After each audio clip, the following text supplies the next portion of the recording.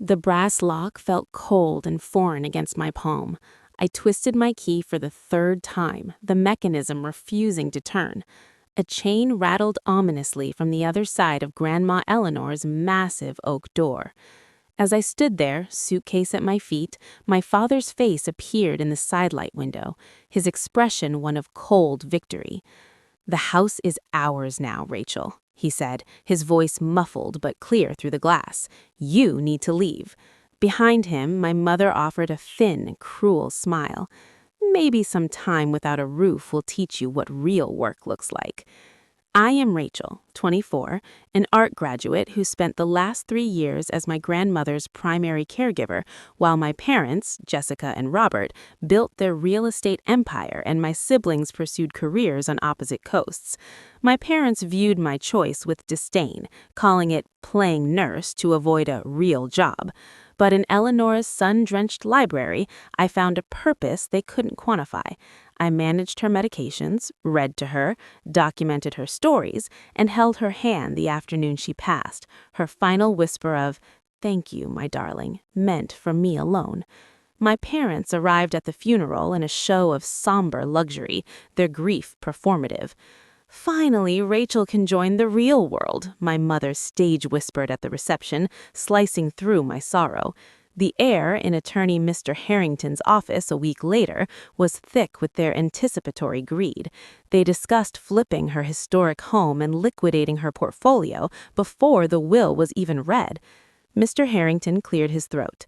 "To my beloved granddaughter, Rachel, whose selfless companionship was the greatest gift of my final years, I leave my entire estate, including all properties and holdings, estimated at $31.5 million. The silence was absolute, then ruptured by my father's choked sputter.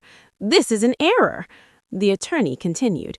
"To my son, Robert, and daughter-in-law, Jessica, who found time for only obligatory visits, I leave my profound disappointment and the hope that you may one day learn the meaning of family."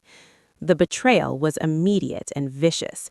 I was excluded from that week's family dinner for the first time in my life. "You're not family, you're a thief," my mother spat over the phone. At the memorial luncheon, my father held court, telling relatives, "Rachel manipulated a lonely, sick woman. She isolated Mom from us to get her money." The sidelong glances and sudden hushes became my new reality. Their campaign escalated to intimidation. They cornered me at the bank, demanding I sign power of attorney documents. "You're too emotionally immature to handle this," my father insisted. When I refused, the threat came. "We're contesting the will. She wasn't of sound mind. We'll prove you exerted undue influence." The chill that ran through me wasn't just from fear of a lawsuit, but from the realization that they would publicly vilify my relationship with Eleanor to get what they wanted. Then came the morning I found the locks changed. Standing on the porch with my single suitcase, the reality of their cruelty crystallized. I spent a terrifying week in a budget motel, my savings evaporating, doubting everything. Had my love been genuine, or was I, as they claimed, a calculated gold digger? What my parents never suspected was that Eleanor, a sharp and strategic woman until her last day, had spent her final months preparing me for this exact war. During our evenings, she transformed from grandmother to mentor, walking me through her investment portfolios, explaining the real estate holdings, and dissecting business contracts. "Knowledge is your armor, Rachel," she'd say. More crucially, she had insisted on creating a fortress of evidence. "We must document my wishes," she declared, and so we did. On my phone, I had video recordings. In one, Eleanor, perfectly lucid, stated, "My son and his wife have been financially and emotionally absent for a decade. Rachel's daily devotion is the reason this is not a contest. It's a reward." She had also undergone voluntary cognitive assessments with her neurologist, Dr. Evans, resulting in letters attesting to her unimpeachable mental clarity. In her desk, I later found a file of letters she'd written but never sent, meticulously logging my parents' infrequent, self-serving visits and their frequent requests for money, contrasted with notes on our daily routines. The final entry read, Love is a verb. Rachel lived it. Robert and Jessica only say it. Armed with this evidence and with the steadfast support of Mr. Harrington and Dr. Evans, I found my resolve. Meanwhile, my parents, emboldened by their own narrative, grew reckless. They hired a slick attorney specializing in will contests and spread their lies through our entire social circle. The climax came in Mr. Harrington's conference room 3 weeks later. Their attorney, Mr. Clay, opened with claims of Eleanor's diminished capacity and isolation.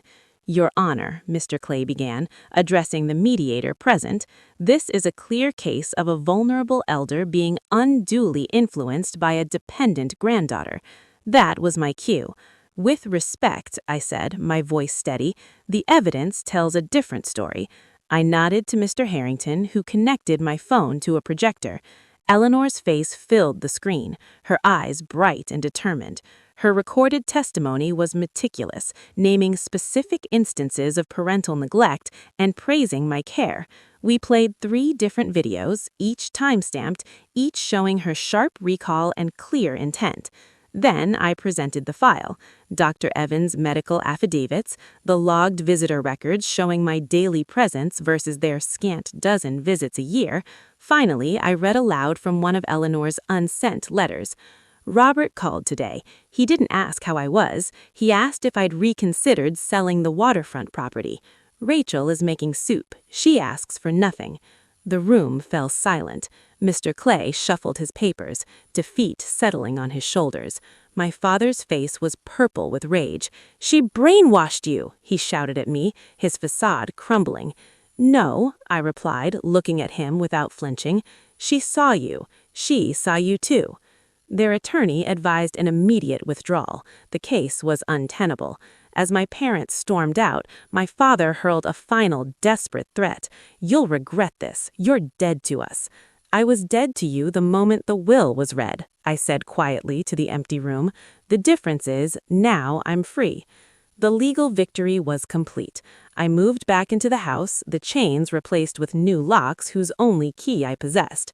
In the following year, I honored Eleanor's legacy not with extravagance, but with intention. I established a foundation in her name, funding arts therapy programs in senior centers, merging our 2 passions. I managed the estate as she taught me, with care and foresight. My parents, realizing the money was irrevocably mine, attempted a halting, self-serving reconciliation. I met them once in a public cafe. Their apologies were threaded with references to family duty and sharing the burden. I listened, then set a boundary as firm as the oak door they once chained. "You showed me who you are when you thought I had nothing. I believe you. There will be no money, and there will be no relationship built on the pretense of it persisting." Their subsequent silence was no longer a weapon against me. It was a gift. I built a new family, of friends like Chloe, of advisors like Mr. Harrington, of a community that values presence over prestige. I learned that an inheritance is not just capital, it is a testament of trust, and sometimes the greatest wealth you receive is the clarity to see people for who they really are, and the strength to walk away from those who confuse blood for entitlement.